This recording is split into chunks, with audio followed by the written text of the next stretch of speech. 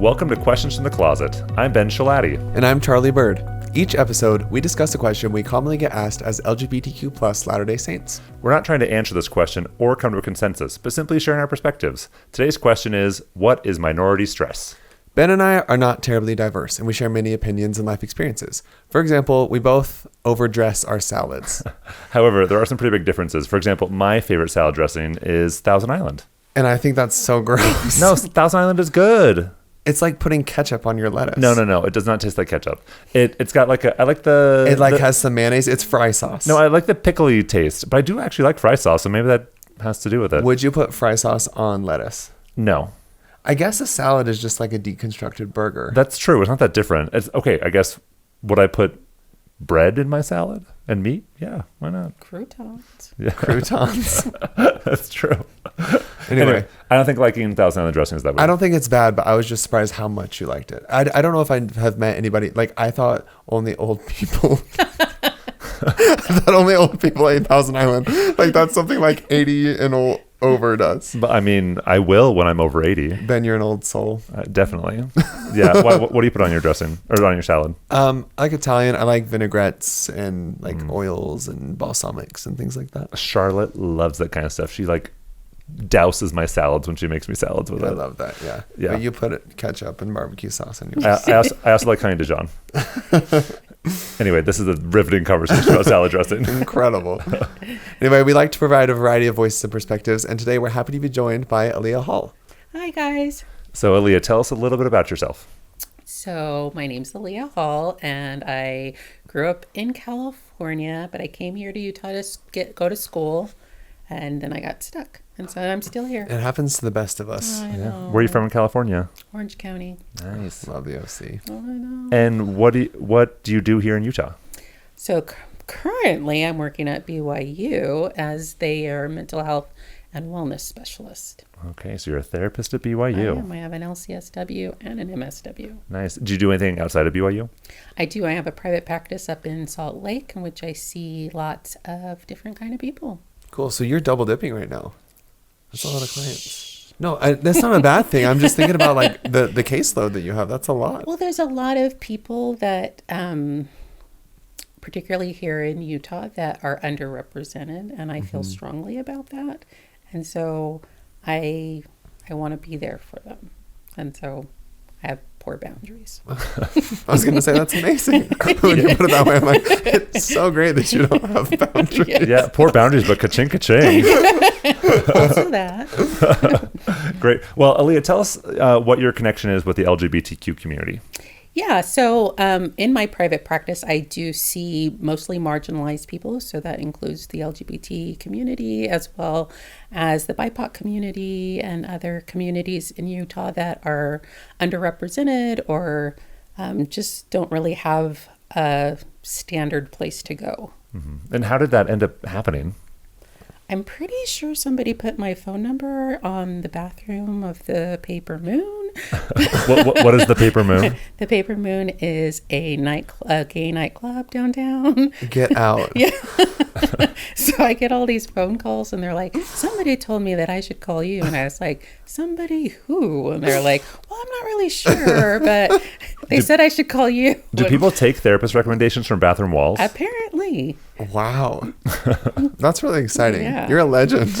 I don't know about that, but You really don't know how you got up there? no. It's not your ad. You didn't like call this gay club and be No. like, hi. I see a lot of LGBT people, and so I feel like when you are, when you are a marginalized person or you're in a minority status, like you try to look out for each other. And so like when you find good medical care or you find good mental health care, you're like quick to be like, go over here, don't go over there. Yeah, see my person. Yeah, so you just like we take care of each other. That's cool. That's so interesting. Yeah. Well, Aliah, we're super excited to have you today to talk about minority stress. So can you just help us understand, in general, what is minority stress? Yeah, so minority stress is this concept that, everybody walks around with a certain amount of stress in their lives. But people who come from marginalized communities have, extra stress. because they're in that marginalized community or they identify with that marginalized community. So they carry an extra amount of stress because of some identity that they hold. Like stress unique to an identity characteristic. Yes. Well, not necessarily stress unique to that identity, but because you have that identity, there is extra stress. So like for myself as a Black woman, like I have the normal amount of stress of a normal mother and wife and woman, but I also have this stress of like every interaction that I have, there's a certain amount of stress that I carry of like, how is this person receiving me? Am I like the other day I was talking to somebody and I was like, don't become the angry Black woman. Don't become the angry Black woman. Like I have to like keep my tone a certain way, or I have to present myself in a certain way, and I'm never really sure how other people are receiving me. And so I have this extra stress that I carry around that other people don't because of an identity that I have. Okay, so just like knowing how people are perceiving you as a Black woman, that affects how you behave, and also it sounds like also causes the stress of like, how am I being perceived, and also changes how you act. Yes.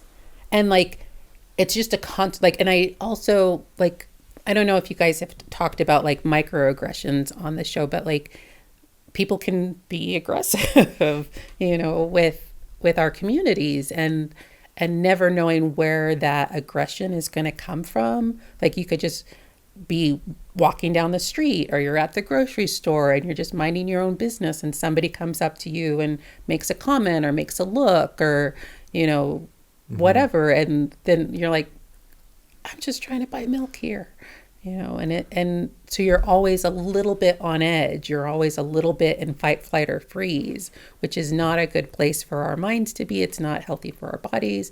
And part of the concept of minority stress is that different minority groups have a higher prevalence of both physical and mental illness because of the stress that they carry around. And so previously people would be like, oh, well, the LGBTQ community has higher rates of suicidality. There must be something about them, biology, that causes that suicidality. But the actually is that they carry more stress because of how people interact with them that increases their suicidality, not something that biologically is going on with LGBT people that makes their stress go up. Or so like with Black people, they're like, oh, they have higher rates of heart disease and higher rates of, blah, blah, blah, and blah, blah, blah. And it's not because of our genetics. It's because we carry extra stress that other people aren't carrying. Interesting. Well, can I share my introduction to minority stress? Yeah. So this was 4 years ago. I was in the middle of my master's in social work at BYU, and in the middle of the summer, when we were all doing our summer internships, on the Mormon and Gay website that used to be a thing, there was a guy on there who had a video that was about my age who was single. And he announced on Facebook that he was getting married to a man. And on that same day, they removed his video from the Mormon and Gay website. And I sobbed. I just like sobbed uncontrollably, which is like unlike me. And a general authority had been excommunicated earlier that year for like the first time in like 40 years. And I looked up his general authority talks and they were still there. I was like, they erased this gay guy, but they leave up this guy who got excommunicated. Yeah. And it was just like, it like hurt and I was sobbing. And I went to my social work Facebook group with like everyone in my cohort. And I just like messaged everyone just like how I was feeling. And then someone reached out to me and said, Ben, you are not okay. Like you are having a very strong reaction to this event. And then I later found out like that night that he had asked to have the videos taken down at the same time. And then I was like suddenly fine. And so I was talking to this friend. I was like, oh no, I'm fine. Like it's all fine. I'm good now. And she said, no, you had a very strong reaction. You should see a therapist about this. So I went and saw a therapist at BYU in CAPS, and she told me about minority stress. And I said, I am not a minority. I am a tall, white, English-speaking male with hair who is highly educated. I am not a minority. She said, Ben, you are a gay man in a straight world, and that causes stress. That does. And so then she talked to me about the ways that I might be experiencing it. And I realized like all these ways that minority stress was actually exhibiting itself in the way I behaved. Yeah. And it was honestly really, really quite shocking the way that I had been behaving based on the stress that I hadn't even noticed. Yeah.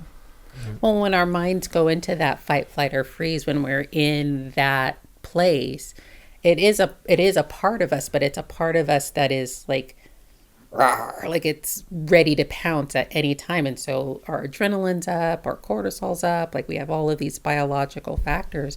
And like cortisol in small amounts is great for if you need to fight a bear. But if you're like constantly being flooded with it, it's actually quite toxic. Yeah. Right. I was thinking about like just when you were talking about fight, flight, or freeze, just the idea that like biologically that helps us survive. Right. And if there's like a bear, or like if I'm trail running and there's a snake and I get that adrenaline, that cortisol, I can either fight the snake or, you know, run away from it.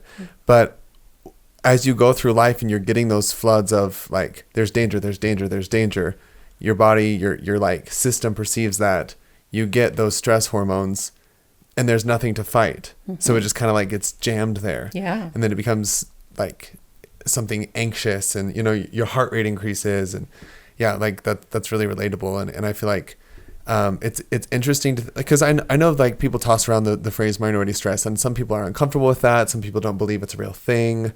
But like there are actually like physiological responses to stress or even perceived This is a well-researched stress. thing. So if people are like denying that this, I mean, global warming. We can send people to Google Scholar and they can search some articles. Yeah. But something that you said that kind of just called out to me, you said just last week you were like trying not to portray, like lean into this stereotype of the angry black woman. Yeah. And man, I'm sorry, like that's just tough because like, you know, there's this stereotype about people like you and you don't want to fulfill that stereotype and give anybody any like ammunition or talking points against you. Sure. So you have to work extra hard to remain calm where somebody else could get away with like if they like freak out or having a bad day, it's like, oh, they're having a bad day. But if you have a bad day, you're just another angry black woman. Yeah. Ugh, that sucks. Yeah. I'm sorry. Thanks. Well, so can I tell you a little more about my therapist? Yes. So this is what one thing she told me is that a lot of people who exhibit minority stress, they try and behave so perfectly that there's no way to criticize them. And I realized all the times I did that. And when I would like give firesides, when I would talk, I'd be like, I've read the Book of Mormon every day for the last 15 years, you know, like I haven't missed church once and since I was 18, you know, and like all these things I would do to like prove that I was like a person that like worthy to listen to. And I remember like I went to the temple every week and I would tell people like I go to the temple every week. And so one of the ways she told me to like undo this was like, okay, what are the things you're doing so you can tell people that you're doing it? Yeah. So you can be seen doing it. And so I was like, okay, well, I'm going to stop going to the temple till I want to go back. Yeah. And it wasn't that long. It was like 6 weeks. But I was like, I want to go back. And then I used to keep like in the front copy of my Book of Mormon, like the day I finished reading it and like how many times I'd read it in like English and Spanish. So I could be like, I read the Book of Mormon this many times. And I stopped. Ben. I stopped doing that because I wanted to be able to tell people like how righteous I was. Yeah. And I realized like all these things I was doing to try and show that I was like worthy and that I was like, that I was valid, that people would still trust me, even though like quote unquote, even though I was gay. Yeah. Ben, this is so relatable for me. And I'm thinking like, as you were talking, I was able to separate like my life experiences into kind of like two buckets. And the first one was growing up like in high school, as far as like trying to fit in and not be perceived as gay. That was exactly my approach. And I'm like, you know, if someone's going to make fun of me for being feminine, or if they're going to like say the F slur towards me or start a rumor, air quotes, rumor that I'm gay, I was like, then I'm going to be the best at everything. I'm going to get scholarships. I'm going to be the president of 1, 2, 3, 4. I was the president of or vice president of 7 clubs in high school. That's too many. And I was like, I'm going to get the best ACT score and I'm going to get in the best school. And I'm just going to have to be perfect, because then if they shoot an arrow at me, I'm like, what are you hitting? You're I'm impenetrable. Like, yeah, exactly. Impenetrable. That's a perfect way to say it. Well, black parents teach their children this. Yeah. They say you will have to work twice as hard for half as much your entire life. Mm-hmm. And so you grow up as a little black boy, a little black girl, already knowing that I'm going to have to, like, being standard or mediocre is not enough. Like, even being good isn't enough. You have to be excellent. Like, this whole idea of, like, black excellence. Like, we teach our kids that because that's what the society demands from minorities. And I don't even like to call it minorities. I like, you know, we're the non-dominant culture, because even in countries where, you know, we're not a minority, we're just not the not dominant, this still exists. Yeah. That's interesting. I got to a point. Well, I want to talk about my second bucket. Is that okay? Yeah. But on that, sorry. No, you're great. I love that. How dare we commentary. converse about those? I loved it.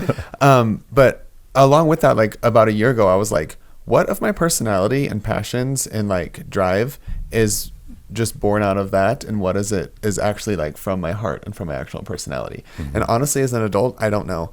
I don't know if I'll ever be able to separate like which aspects of like my striving for excellence come from trying to make up for who I was as a little kid.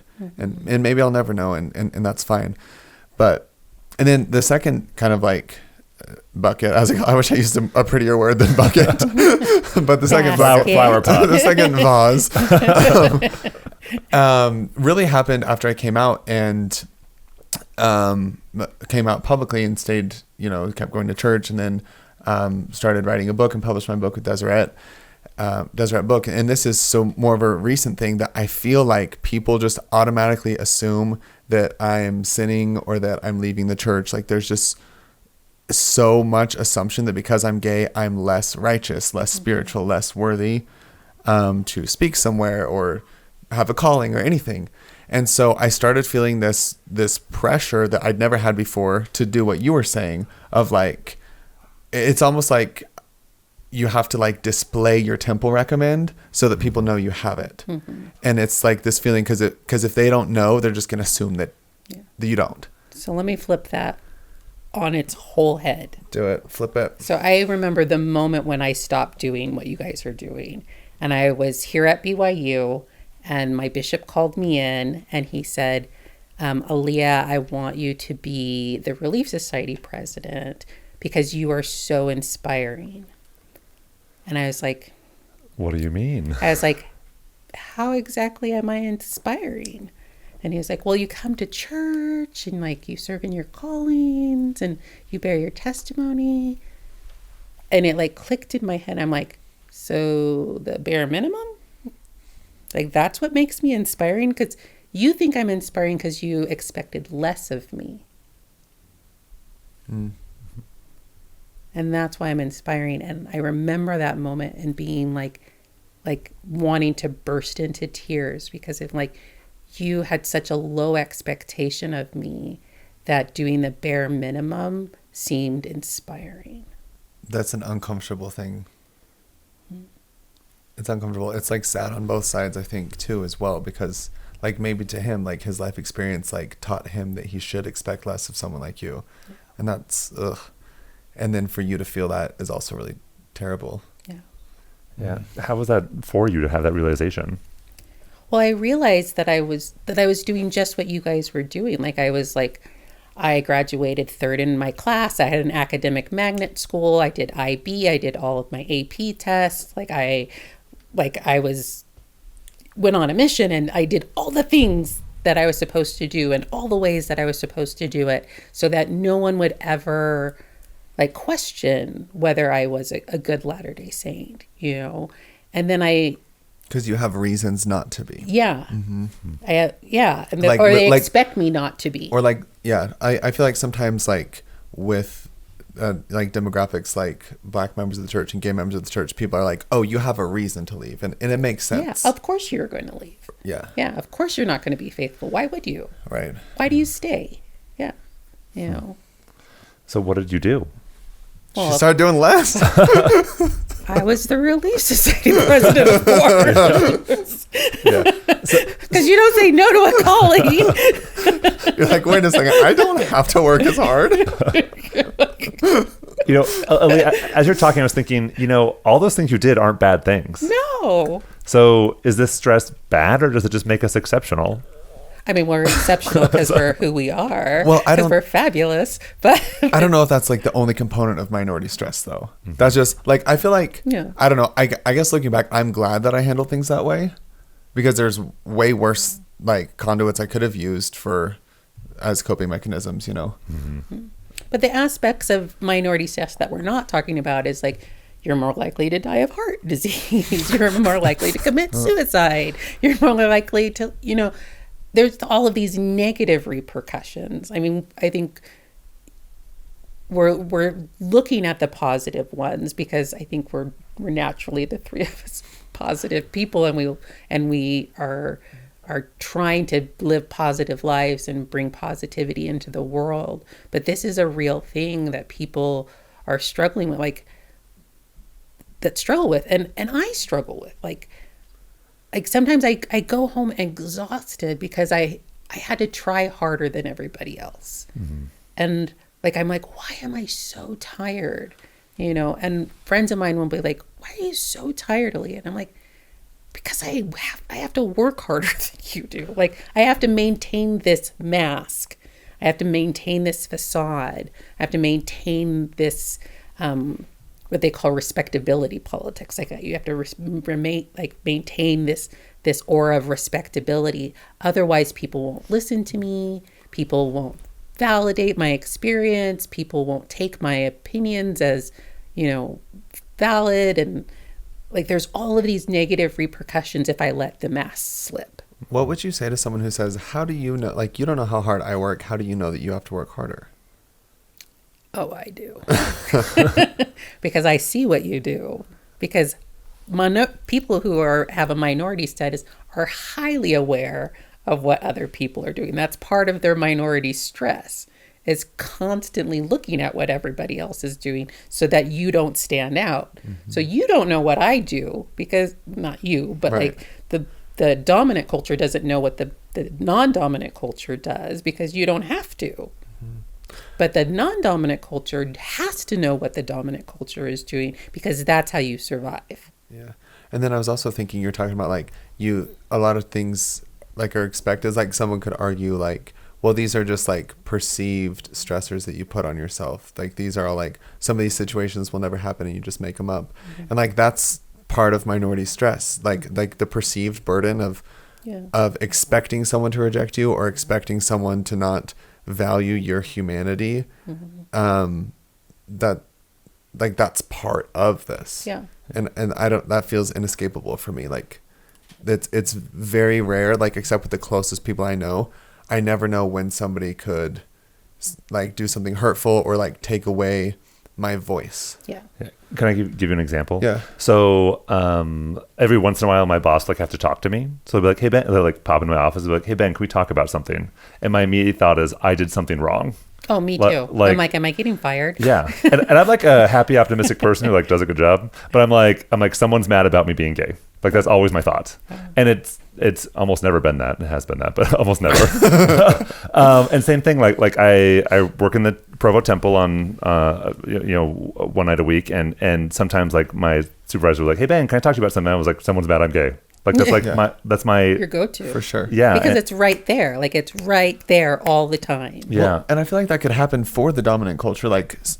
Someone could say you have to go talk to your boss, and they could be like, "Oh no, something's wrong. I did something bad. I'm going to get fired." But it's not because of your identity. Of their identity. Yeah. I think that's the main kicker here. Stress is universal. Yes. A lot of people feel these feelings. They feel perceived rejection. But it's not, I'm going to get kicked out of my calling at the temple because I'm gay. Mm-hmm. Yeah. Yeah.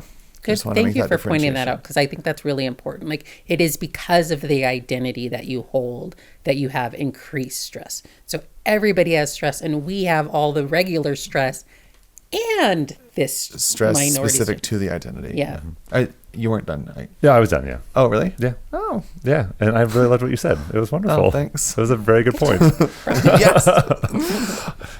So you're a model minority, Charlie. Which is a whole nother conversation. So I was reading, I read a book probably about 2 years ago, called The Hate You Give. I can't remember the author.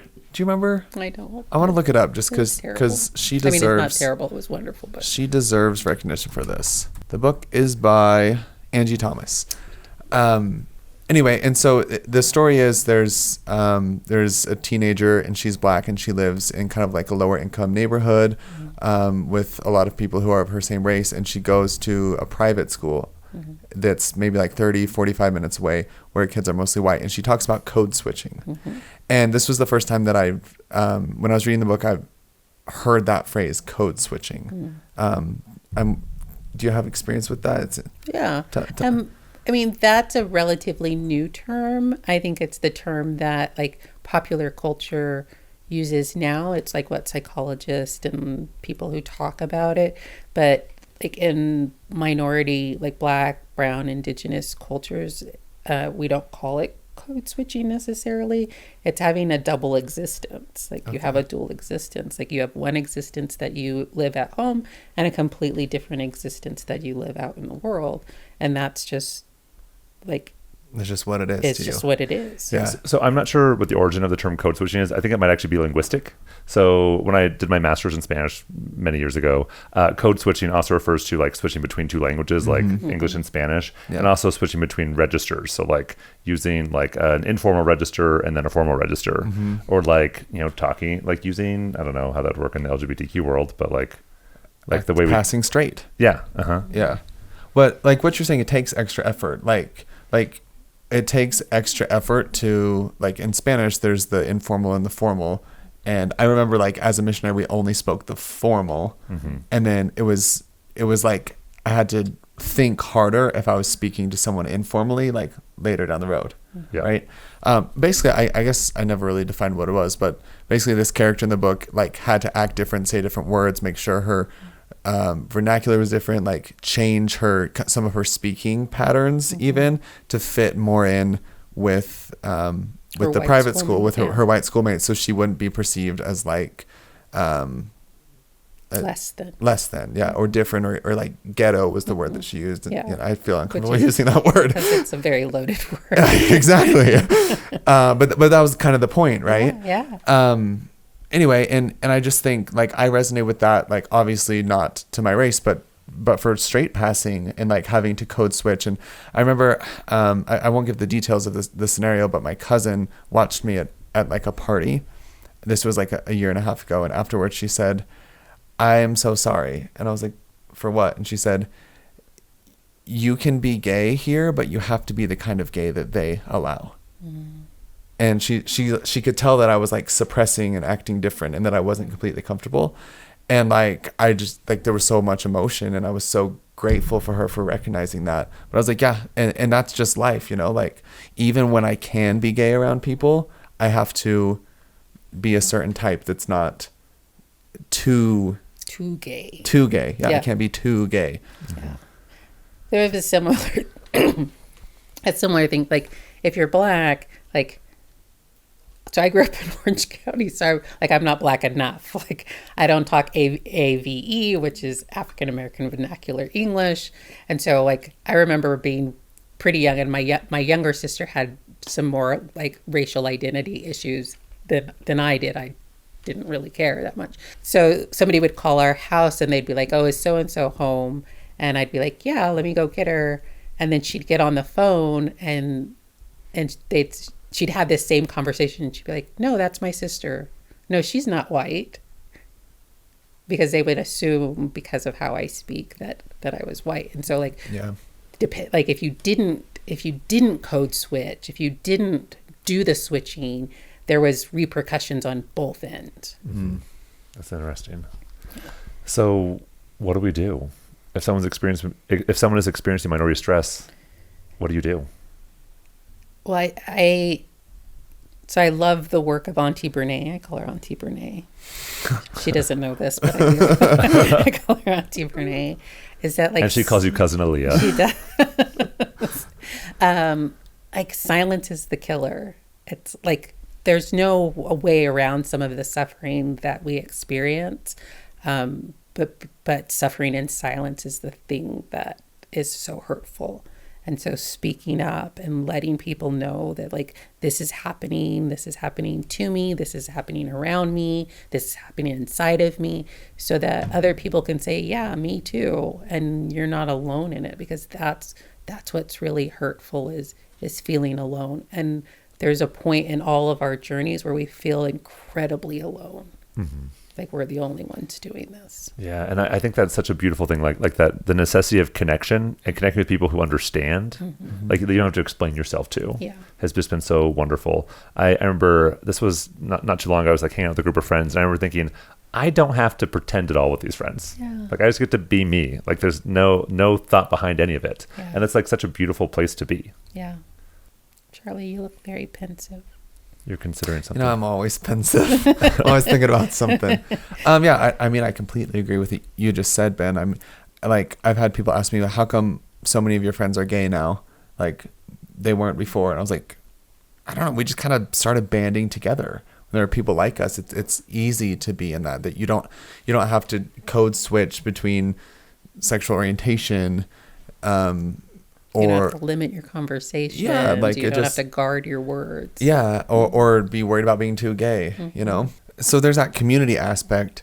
But then, Ben, I was also thinking when you're saying, like, how do we help? When my cousin noticed that I had to do that, that helped so much. And it made her a person that I never feel minority stress with, ever. Yeah. Because I know that she is like, sensitive to, like, my needs and my, like, the way I'm placed differently in society. Yeah. And I think you're really, I don't want to say lucky, but you're really fortunate to have people who can see you. Yeah. Because not everybody has that. Yeah. And I was also thinking about the difference between like growing up Black and growing up gay. Like we can actually hide ours. Yeah, no one knew. Like if we code switch directly to like majority passing, and you like could code switch to like majority fitting in with kind of adjacent. Yeah.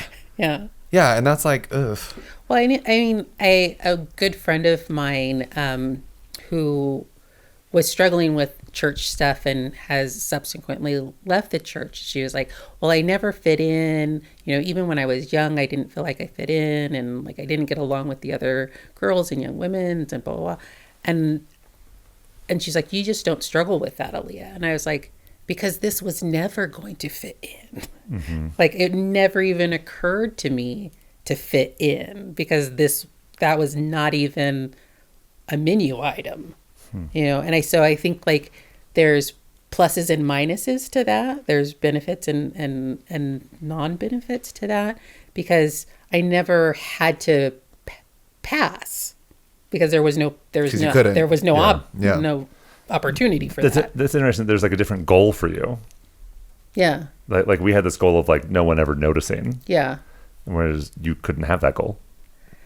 Well, it's still nobody, like the goal was still to not be noticed, but to be like, yes, I'm Black, but I'm just the same on the inside. When I'm not. Like I have had different, when you're sitting in the pews of the church and I'm sitting in the pews of the church and I'm listening to testimony meeting or the talk or whatever, I am having a very different experience than you are. I was talking to some friends of mine a couple years back, and I was like, no one's ever asked me what going to church is like for me. Like when they're reading from, the Book of Mormon about people of dark skin being cursed and these sorts of things. Like that's a very different experience for a BIPOC person than the standard congregation, and nobody ever thinks about that. Yeah. And I imagine even if people like for me, that's been something that I've like noticed my whole life. I'm like, this like there's but then for you it's like it's not, but still it's not me. Like no matter how much I care or how much I feel like something's wrong or confusing, like it's still removed. Yeah. You get to be mad and I have to be scared. Yeah. Yes. Yeah. Ooh, wow. That's a good way to put it.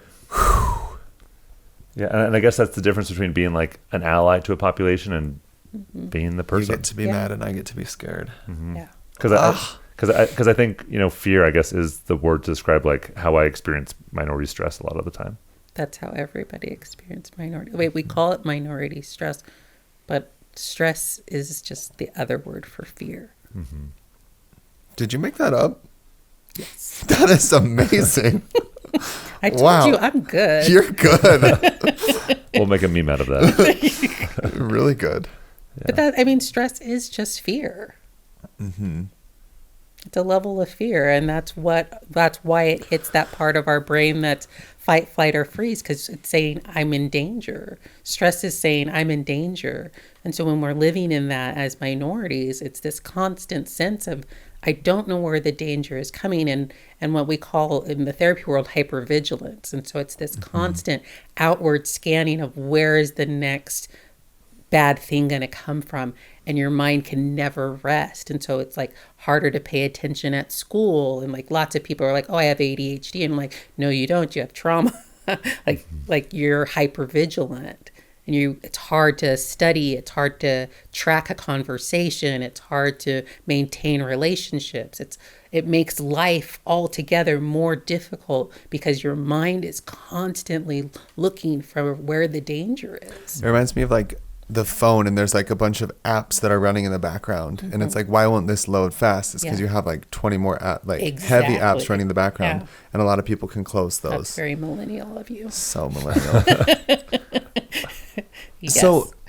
So like we know that we can like kind of create spaces where this happens less, at least, right? Like, but part of that like means going to the where you're with like people like you, right? So like if I want to be super comfortable being gay, I'm gonna like being a gay male, I'm gonna hang around other gay males, right? Like gays in the church, or like you go to the group. Well, ideally you wouldn't. Exactly. So I'm saying like how do we get it to where you don't have to, like, how do we get to where you, Aliah, don't, like, if you're with your family or like your sisters, your aunts, like they're like you. Well, not so much. You're probably better. But or like other black people, other black members of the church, you feel safer there. How do we get it to where you don't have to kind of like find a place of like refuge and retreat separate from like day-to-day life? Like how do we create more safety throughout? Yeah. I don't know if this is where you're going in this podcast, but this is where I'm going. Let's go there. Yes. And so I talk to the students that I work with a lot about the difference between fitting in and belonging. And fitting in is when I have to be like you, and belonging is when I get to be myself. And we have to, in actuality, start prioritizing belonging over fitting in. Yeah. I love that. As you were talking, I was thinking about, who's done that for me. And there's this family that I have Sunday dinner with, and I've known them for 14 years. They're the Wrights, and like, they're not gay. They're not the wrongs. They're definitely not the wrongs. And we don't talk about LGBTQ stuff, but I remember when I came out to them, Cindy, the mom, like sent me this really short note in the mail. Like I came out to them via snail mail. Yeah. And she just said, Thousand Island dressing. Exactly. Yeah. And the note was really short. And it just said, thank you for sharing your story with us. We all read it. We love you just the same. We still claim you as one of our own. When are you coming to visit? Yeah. Like that, just like that acknowledgement of we claim you. And then they showed that again and again and again. Pick up some milk on your way home. Yeah, exactly. and I remember like, and they make jokes about me being gay, but like in a really friendly way, and just like I feel like I could be myself around them. Yeah. And that's something that they've cultivated, and I'm really grateful for. I remember one night just like walking out of their house and just like crying because I was like so grateful to have people like that in my life. Yeah. And I think that we can be that for a lot of people. And I'm crying now, but it's because I got something in my eye. Okay. You're not crying, your eyeballs are sweaty. Exactly. Yeah. And Aliah, you and I met a while ago. We were on a podcast together, Sunday and Monday. And do you remember you told us about the motto of your home? Yes. That stuck with me so much because we read the scripture in the Doctrine and Covenants that says, the earth is full and there's enough and to spare. And you said that was the motto of our home. Yeah. Enough and to spare. And you said we didn't have a lot, but what we had, we shared. Yeah. And I remember thinking, when I have a house, I'm going to put that like in my kitchen, like enough and to spare. Yeah. And I just think of, people who might not be minorities or might not experience this minority stress, like when they give, what they've got, like there's enough love and to spare. Yeah. And, in our home, there's enough to give and to spare. And I just love that idea. And I'm just so grateful for the people who've done that for me. Yeah. I think that's really a pivotal mind switch, is switching from this scarcity mindset to this abundance mindset. Like, there's enough love, there's enough food, there's enough money, there's enough warmth, there's enough space for all of us. And when I don't feel like there's a scarcity, then I'm not trying to pull from you. You know, like I'm not trying to guard my own when I feel like I have enough. And so why would I not give you love? Why would I not give you attention? Why would I not give you care and support? Because I have enough. Like I have enough and to spare. I have enough for me and for you. That's pretty. And I think our Heavenly Father has enough for me and you and for everybody. Like he has enough. He has enough. Like he's not. There's no scarcity with him, and so there shouldn't be any scarcity with us either. That's beautiful. Thank you. So, as we're talking about like ways that individuals can reduce minority stress, help people feel like they belong, it'd be hard for me, no matter like if everyone was like a perfect ally, I still have to wonder like, what is my place in the plan of salvation? Where do I fit in here? And, I've got a lot of faith, and a lot of trust in God, but it's still hard for me to fit in as a member of the church, even if everyone was like super super kind to me. And systemically, I think it's just that there's this constant tension of like just wondering like, where do I belong here in the restored gospel? And I know that I do, but I don't think I get to see that as much as other people. A professor just stopped by my office today to talk about this, and he was like, I don't have to think about this. Like, you're always wondering, like, how do you fit in? You're always wondering where the answers are. Like, for me, I've already got all the answers. Like that's what he was saying. And so I think there's just, like systemically, it's just hard for us to, Charlie. Yeah, well, I feel like people, like, I want people to think about that, like, so much, because what you're saying reminds me of this kind of like ideology that I have, that like, even if everyone in the church could be like the best ally, there's like still like you were saying, there's still this like huge like and like it feels like this causes tension, and it's really uncomfortable for people to think about like, where does a gay person fit within the structure of the church currently, within the plan of salvation? And they have the luxury of not thinking about that if it gets too stressful, but like, that's my existence, right? Like like that's where I'm at. And I feel like so many people are like, how can I be an ally? What can I do for you? Can I send you a text? Can I, XYZ? But like, what I want them to do is step into that uncomfortable space of thinking, where does this person fit? Because I feel like that's where you get information. That's where you build empathy. And that's where like revelation comes. We know like good information leads to good revelation. And if we want revelation on how to be allies and how to reach out and help anybody who's like a minority believer within our church structure, we have to really sink in to, what is it like for you? Like we have to, like, what is that fear like? I have my anger, but what does it feel like to fear that? Yeah. And then you can know how to help. Well, I know, like, when the church came out with its policy on gay marriage, I remember in my ward that the first counselor in the bishopric at the time came to the young women's, which is where I was serving at the time, to read the letter or whatever to the young women. And he was really tearful, because I know he has a brother who is gay and that he loves very much. And he was very tearful about it. And he read the letter and he said, like, this is, if you guys have questions or comments, like, we're open to have this conversation, blah, blah, blah, and all that. And like, I'm like, don't be the angry black lady, which is like constantly on my mind about like being the angry black lady. But like, I raised my hand and I was like, I'm not trying to shake anybody's faith or like cause any commotion, because we have to put those caveats as minorities that we're not trying to like pull people away from the church. And I said, 60, 70 years ago, some man just like brother so-and-so walked into a room of beautiful girls just like you and said the same thing about my marriage. I think in what you just said, like, you just said that as you were like trying to like stick up and help me, my identity, you were doing it through the lens of protecting yourself with your own identity. And that's like that's so meek to be willing to like step up and be like, you know what, this is going to make my life more stressful because I am a black woman, but I don't care. I'm going to stick up for somebody else and make more space for them if they're hurting. That's beautiful. You're amazing. I know. And Wow. humble.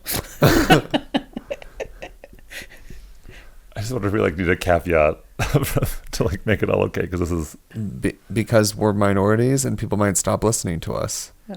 That's why that's why we ever have to caveat, is because if we say something uncomfortable to someone, they think that we're going to pull people away from the church, when all we've ever done is try to stay in it and give people room to worship Christ and make covenants if they so desire. That's like all we've ever tried to do on this podcast and in our lives.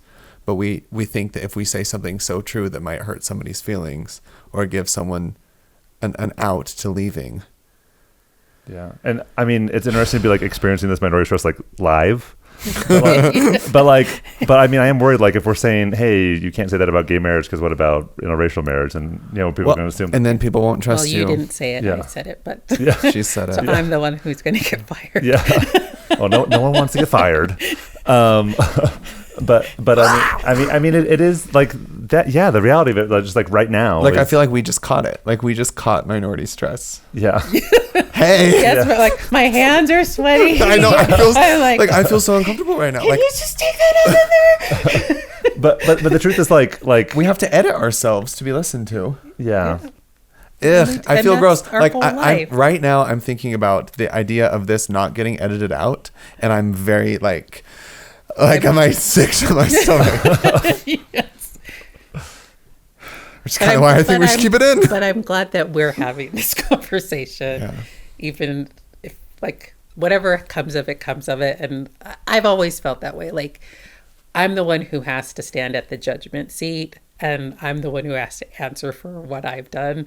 And I'm just like, yep, I did it. Yeah. And this is, Like, You're amazing. You're so brave and cool. honestly, this is like where like the minority stress comes from. I'm like, but like I could say something that might make someone uncomfortable, but like I'm at church every week, like I'm in the temple every week, I'm at tithing cell. I do all the things. But that's the same thing you're doing. I know, and that, but like what I'm realizing, like that isn't enough. It's not. It's never No. going to be enough Because because it's you're gay, Ben. excellence. Yeah. And It's black excellence, it's gay excellence, it's Latino. Like you being good isn't enough. You have to be exceptional. And even if you're exceptional, it's still not enough. Yeah. You know?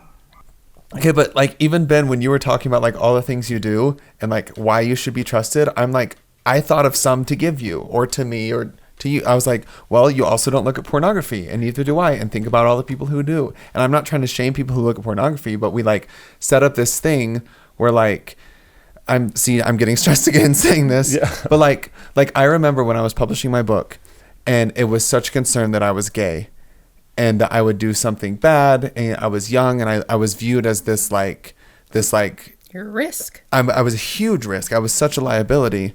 And so I said, how many of your authors struggle with pornography or are addicted to pornography? And do you know that? And they were like, and I was just like, it's just because I'm gay. Like, there's nothing wrong with that. There's nothing wrong with being gay. Yeah. I Well, don't one know. of the things, like Tammy, who we share in common, Ben and I, was like, Aliah, you should write a book. And I was like, one, what would I write a book about? I have no idea. But I'm like, I'm not going to write a book about being black and Mormon. Like, let people just be Latter-day Saints. Let black Latter-day Saints just be Latter-day Saints. Mm-hmm. They don't have to share their black experience. That you shouldn't have to share your gay experience to have a voice. Yeah. But I mean, it also really feels like if change is going to happen or people need to be educated, it has to be people like us to do that educating. Yeah. So like the minority has to take on the extra load of. But we've been doing that forever. I know. And that is the core of my minority stress, like feeling like if I do anything wrong, I'm going to get erased. Yeah. Definitely. Like if I'm not perfect, I'm going to get erased. I wrote about that in my book. Yeah. I have a whole chapter on that. But that's real. Yeah, and that's real, Ben. That's not in your imagination. That's real. It's because you've seen it happen. And that's why you sobbed when that story got taken down. Because one person who was gay and one person who was straight, one chose to get married and they were erased, and one was excommunicated and still had longevity in the church's history because they were straight. Yeah. We don't get that protection. So Ben, you're stressed. I am stressed. I'm a little bit stressed. I'm a little bit stressed too. Because I don't want to be erased. Yeah. But I also like want to be honest. Yeah. And I feel like sometimes I hide what's actually happening to protect myself. Yeah. No, I don't feel that way. I know that happens. Say that again. Say that in a couple different ways, please. Yeah, that I don't share how I'm actually feeling or what I'm actually experiencing to protect myself.